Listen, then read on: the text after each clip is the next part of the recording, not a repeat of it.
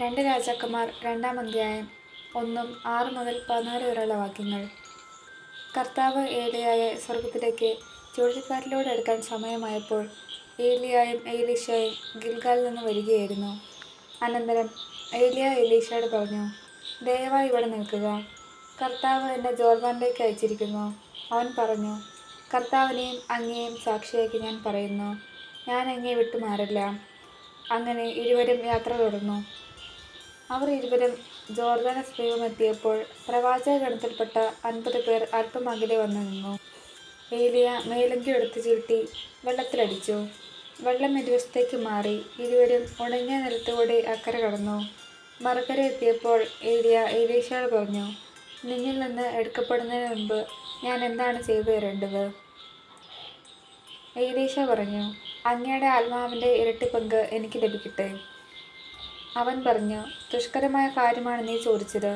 എങ്കിലും ഞാൻ എടുക്കപ്പെടുന്നത് നീ കാണുകയാണെങ്കിൽ നിനക്കത് ലഭിക്കും, കണ്ടില്ലെങ്കിൽ ലഭിക്കുകയില്ല. അവർ സംസാരിച്ചുകൊണ്ട് പോകുമ്പോൾ അതാ ഒരു ആഗ്നേയ രഥവും ആഗ്നേയാശ്വങ്ങളും അവരെ വേർപെടുത്തി. ഏലിയ ഒരു ചുഴലിക്കാറ്റിൽ സ്വർഗ്ഗത്തിലേക്ക് ഉയർന്നു. എലീശ അത് കണ്ട് നിലവിളിച്ചു, എൻ്റെ പിതാവേ, എൻ്റെ പിതാവേ, ഇസ്രായേലിലെ രഥങ്ങളും സാരഥികളും. പിന്നെ അവൻ ഏലിയായെ കണ്ടില്ല.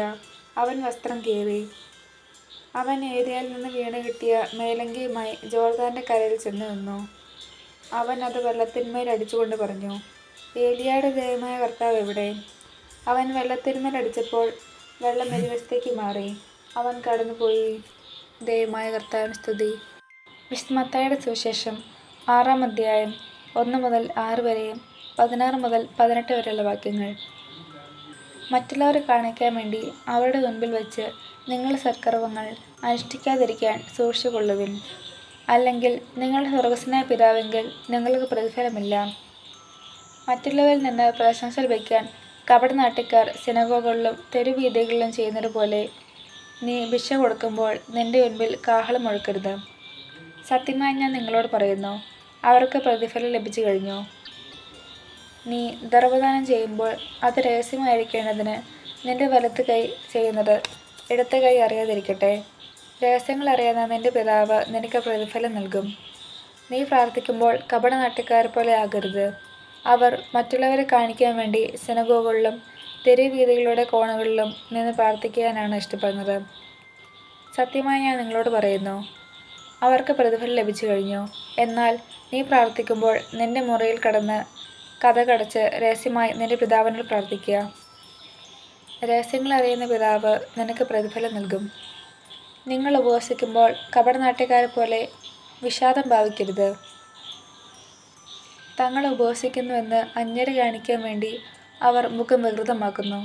സത്യമായി ഞാൻ നിങ്ങളോട് പറയുന്നു, അവർക്ക് പ്രതിഫലം ലഭിച്ചു കഴിഞ്ഞു. എന്നാൽ നീ ഉപവസിക്കുന്നത് അദൃശ്യനായ പിതാവല്ലാതെ മറ്റാരും കാണാതിരിക്കുന്നതിന് ശിരസിൽ തൈലം പുരട്ടുകയും മുഖം കഴുകുകയും ചെയ്യുക. രഹസ്യങ്ങൾ അറിയുന്ന പിതാവ് നിനക്ക് പ്രതിഫലം നൽകും. നമ്മുടെ കർത്താവായ മിശിഹായ്ക്ക് സ്തുതി.